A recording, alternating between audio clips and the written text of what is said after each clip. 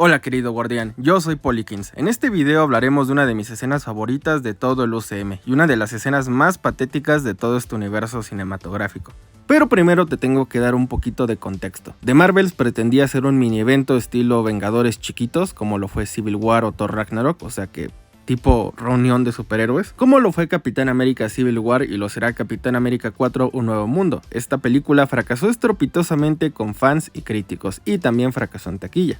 Ahora que la primera película de los Vengadores que llegó en el año 2012, que de hecho costó menos que The Marvels, fue el evento cinematográfico que cambió la manera de hacer y consumir el cine. Muchos dirán que para bien, otros dirán que para mal. Es bastante extraño cómo la primera película de los Vengadores tuvo un presupuesto mucho menor que The Marvels, y es mejor en todos los aspectos. Vamos, que esta película hasta cambió la estructura de los blockbusters, pero Hollywood y Marvel Studios no pudieron capturar esa misma magia, especialmente cuando hablamos del protagonista, siendo claramente Iron Man.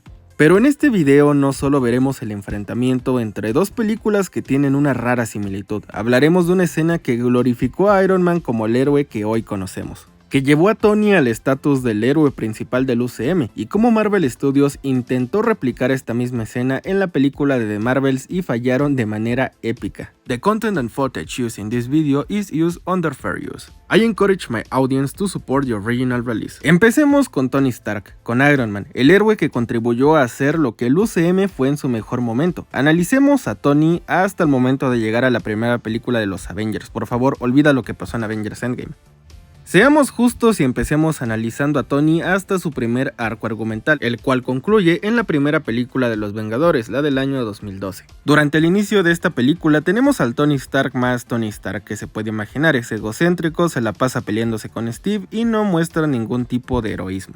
No eres capaz de sacrificarte por otros, de acostarte sobre el alambre y dejar que pasen sobre ti. Tony responde, yo cortaría ese alambre. Steve dice que quizás no eres una amenaza, pero deja de aparentar que eres un héroe. ¿Qué es lo que podemos rescatar de este diálogo? Bueno, el tipo de roce que tienen Steve y Tony fue en su momento, y de hecho sigue siendo la dinámica más compleja de todo el UCM. Y aquí solo estamos analizando esta película, no interacciones posteriores a la misma. Hay una dinámica presente entre estos dos individuos. ¿Por qué? Tony tiene valores y creencias que contrastan mucho con las de Steve, y también sus personalidades son muy diferentes. Por no decir que a simple vista Tony parece una persona egocéntrica que no tiene valores o creencias. A lo que quiero llegar es a que Steve y Tony son muy diferentes. Ahora que si vamos a The Marvels, es una película que, lo creas o no, tenía una ventaja a la película de los Vengadores del año 2012, porque ya estaba en un universo cinematográfico establecido. El personaje de Carol Danvers o la Capitana Marvel ya tuvo una propia película y tuvo una aparición en Avengers Endgame y apareció en una escena postcréditos. El personaje de Monica Rambeau ya apareció en una serie con muchos episodios en WandaVision, y el personaje de Kamala ya tuvo una serie completa en Disney Plus. No hay ninguna excusa con estos personajes. Contaron con mucho background narrativo para llegar a esta película.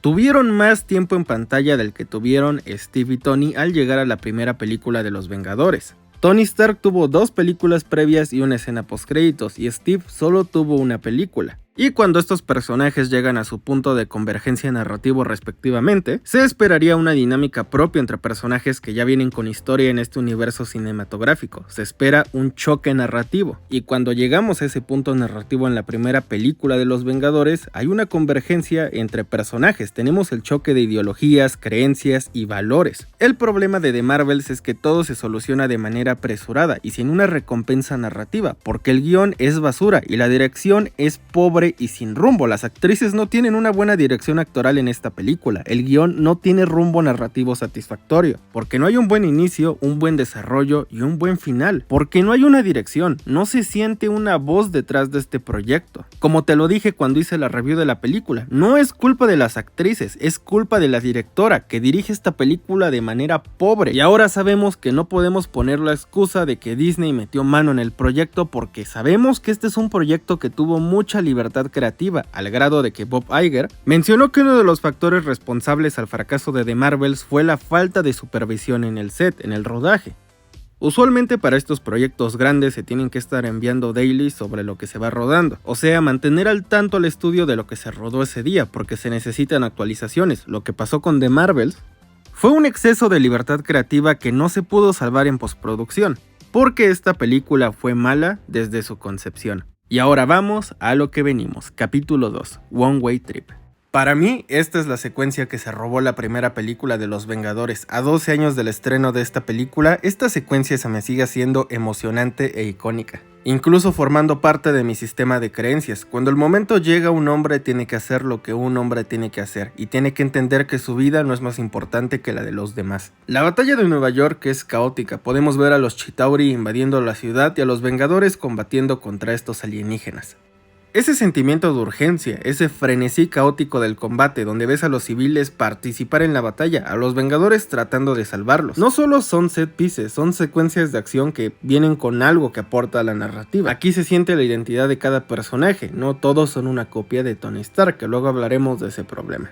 Pero vayamos a esa escena que glorificó a Iron Man. El gobierno va perdiendo la esperanza y prefieren mandar una disuasión nuclear para salvar al mundo. Ahí se ve la verdadera cara de los gobiernos, el consejo que vemos en la película. Nunca toman decisiones en pro de las personas, van en pro de sus intereses. Para poder salvar su pellejo, están dispuestos a sacrificar a la gente inocente de la Gran Manzana. Nick Fury se comunica con los Vengadores, y el Vengador que ni siquiera lo medita es Tony, es el que se lanza para detener esa ojiva nuclear. Sí, el mismo Tony Stark que se ve al espejo y no ve un héroe, no se cree un héroe, pero lo es. Es chistoso, ¿no? El hombre que en sus propias palabras rompería el alambre y no dejaría que otros pasaran sobre él. Pero cuando el momento llega se lanza de manera instintiva para detener la amenaza. Stark, sabes que es una misión sin retorno. Esto es lo que le menciona Steve. Esa es la misión, siempre fue la misión. Toma la misma decisión que Steve toma, sacrificarse por los demás. Porque eso es lo que hacen los héroes, responden al deber, no pretenden ser los mejores, simplemente lo son. El heroísmo no viene de la armadura o del suero del supersoldado, el heroísmo viene de los corazones de Steve y Tony. Algo que me cautiva de esta escena es cuando Jarvis le pregunta a Tony, señor, ¿llamo a la señorita Potts? Hasta Jarvis, siendo una inteligencia artificial, sabía lo mismo que Steve sabía, esta es una misión sin retorno. Es como si Jarvis le estuviera dando al último adiós a Tony. También tenemos que hacer un paréntesis y mencionar la increíble actuación de Chris Evans en esta secuencia. Gradualmente vemos cómo empieza a ver a Tony como un compañero de batalla, un soldado. Tal vez la personalidad de Tony y la de Steve chocan, pero al final del día se vuelven compañeros de batalla.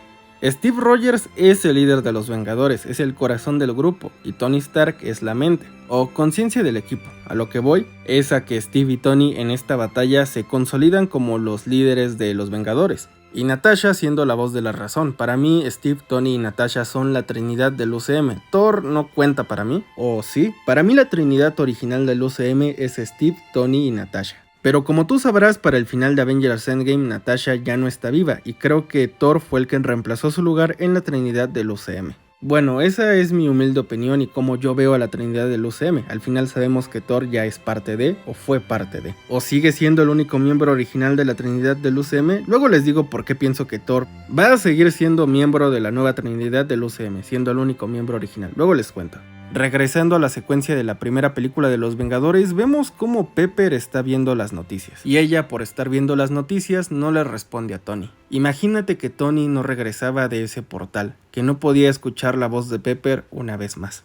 Ahora sí, la escena más importante de esta película, la escena más cautivante de esta cinta, la cual ni siquiera tiene diálogo. Tony Stark acaba de salvar a la ciudad y a sus habitantes. Todos celebran, todos menos Nick, porque él sabe que su mejor soldado no va a regresar. La mejor escena de esta película no es una secuencia de combate o una escena de acción, es simplemente este momento, donde vemos a Tony quedarse sin energía. No Jarvis sino armadura, simplemente Tony contemplando las estrellas. A través de los ojos de Tony vemos la explosión de la nave Chitauri. Acaba de salvar el día, pero ¿es un triunfo? Sí, lo es, acaba de salvar el día, acaba de salvar a sus compañeros, acaba de salvar la ciudad.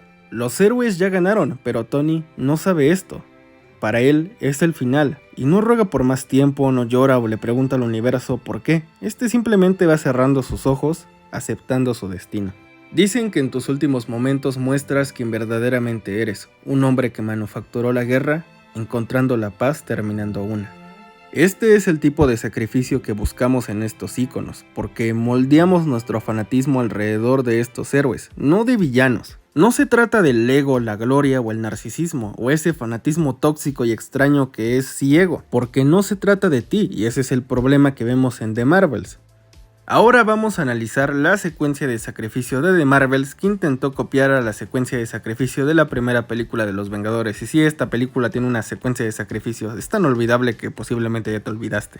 La batalla final de The Marvels es horrible, es risible y es patética. Mi novia y yo tenemos la teoría de que la película de The Marvels se utilizó para lavar dinero porque esos 270 millones no se notan en esta película. Y mira, yo soy de la idea de que tanto en esta película como en la serie de Secret Invasion como que por ahí alguien se robó el dinero porque no se nota en los proyectos. En la película de The Marvels tenemos el sacrificio de Monica Rambeau, uno de los personajes peores escritos de todo el UCM.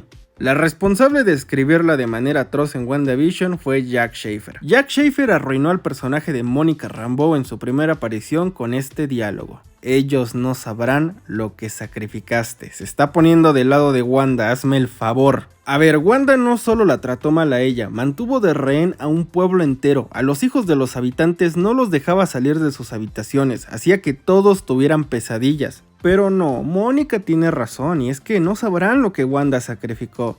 ¿Quién escribió esta cosa? ¿Alguien que no leyó un cómic? Ah, es cierto. Sí, la escritora que no supo aterrizar un final, y a ella le dieron la serie de Agatha. Bravo, Feige, bravo. Y a ver, que no solo es el problema de la serie de WandaVision y lo mal que introdujo el personaje de Monica Rambeau.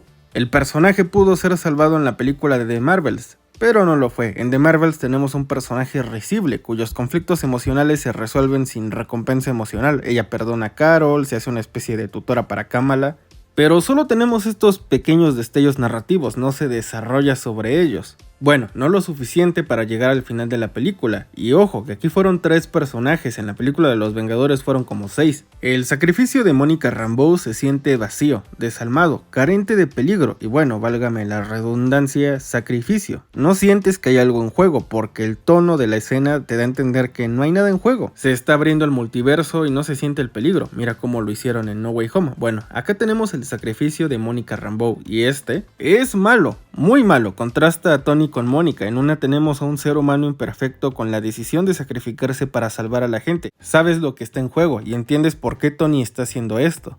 Porque a pesar de todo, Tony tiene un corazón. Ahora analizamos a Mónica. Aunque suena como una propuesta interesante, es mal ejecutada. Toda esta escena está mal porque no hay una atmósfera que le comunique al espectador que algo grande está en juego, que Mónica se está sacrificando. En esta misma escena, plagada de risibles efectos visuales, tenemos una de las peores actuaciones de la carrera de Brie Larson. La desconexión emocional es extraña, no te transmite nada, esta es una reacción fría, opaca, no hay una dirección. Y como ya te había mencionado, esto no es culpa de Brie Larson, ella es una ganadora al Oscar, tienes a una directora mediocre que no supo aprovechar a Brie Larson, una ganadora al Oscar, en todo su potencial. Es más, se siente como si toda esta escena lo hubiera dirigido el second unit, no hay una dirección concreta para los actores. Y algo que pudo ayudar a esta escena es el soundtrack le brinda el alma a la película, la musicalización es muy importante, pero el soundtrack de The Marvels por Laura Karpman es tan malo y mediocre que no te puedo destacar ninguna pieza musical porque el soundtrack es olvidable. Es tan genérico que no recuerdo ninguna melodía de esta película. Vamos al soundtrack de la película de los Vengadores y tenemos una obra magnífica magistral por Alan Silvestri. Es un deleite auditivo que te logra transmitir muchas emociones, solo centrándonos en el track One Way Trip, te hace sentir esa melodía, esa resolución de Tony sintiendo el final. Y en esta escena de acá no tenemos esto, porque la musicalización no te transmite ese sentimiento de peligro. Es más, no te transmite nada. Y eso es lo triste. Que algo que debería ser cool, épico, que eleve a este personaje, que lo haga un favorito de los fans, simplemente se quede corto como algo más del montón. Y no hermano, no hermana, no es hate. Tú más que nadie sabes que yo quería amar a esta película. Pero es mala, y no es mala que es buena, es simplemente mala, es aburrida. Es una cinta seca, carente de alma y dirección, lo cual es muy triste, porque estas actrices merecían más, y antes que digas, ay eres un hater, te molesta ver mujeres empoderadas. Nope, no es así, el personaje de la reina Ramonda se me hace genial, en serio adoro al personaje de Kate Bishop, adoro al personaje de Nebula. Natasha Romanoff fue uno de los mejores personajes de todo el UCM, Okoye es genial. Daisy Johnson fue uno de mis personajes favoritos de Agents of S.H.I.E.L.D. y ni se diga la gente May, un personaje mega cool. Y Gamora se me hace una guerrera super épica, la neta es que me encanta, como puedes ver, sí hay personajes femeninos buenos en el UCM. Pero la Capitana Marvel, Mónica Rambeau y Miss Marvel son malos personajes. Y eso de ser un fan ciego, la neta, ya no va conmigo. Bueno, hoy no me siento así. Y la realidad es que The Marvels es una película que no se disfruta ni siquiera de manera irónica. Las películas de Venom son basura y las puedes ver, porque sabes que es cine ridículo, apagas tu cerebro un ratito y simplemente la disfrutas, pero The Marvels es una película que ni siquiera sabe lo que quiere ser. La película comete el mayor pecado cinematográfico, ser una cinta aburrida. Y por eso y muchas más razones no puedes conectar con personajes como Mónica Rambeau en una escena de sacrificio como si lo pudiste haber hecho con Tony. Porque Iron Man es un personaje carismático, cool, que te importa. Y mira, voy a reconocer que es una comparación un poco injusta. No, es muy injusta, ¿para qué mentimos? Porque mira, la primera película de los Vengadores cuenta con un soundtrack magnífico, un guión bien pulido, no te olvides que eliminaron a Wasp del guión, y una dirección concreta sobre lo que esta película debía ser. Y vamos, que al final del día tú y yo sabemos que el personaje de Mónica Rambeau va a regresar, porque si no el departamento de diversidad de Disney va a enloquecer. Pero de lo que ese departamento se debería estar encargando es de que los personajes diversos estén en buenas historias y no que les den guiones malos. Porque esto sí afecta a la diversidad en las películas, porque el público piensa que estos personajes son malos porque son diversos, y no, son malos, porque están mal escritos. Un personaje femenino malo entre comillas no es malo porque es mujer, es malo porque está mal escrito. Un personaje como Capitana Marvel está muy mal planteado en el universo cinematográfico y un personaje como Okoye no. Okoye es el ejemplo perfecto porque ella no tiene poderes y aún así es un personaje más cool que Capitana Marvel porque la conoces, porque conoces sus fracasos, la ves caerse y la ves levantarse. Y estos personajes de acá son el ejemplo de lo que no se debe hacer porque son emocionalmente inaccesibles para el espectador. Están tan mal escritos que simplemente no puedes empatizar con ellos. La película de The Marvels es el claro ejemplo del deterioro del UCM porque es una mala historia. Empiezas con algo puro, algo emocionante. Luego vienen los errores, los compromisos. Creamos a nuestros propios demonios. Y si debo de dar esto por terminado o dejarlo por la paz o como sea, vamos a concluir con una pregunta para ti. ¿Tú qué opinas de estas dos secuencias de sacrificio? Para ti, ¿cuál es la mejor y por qué?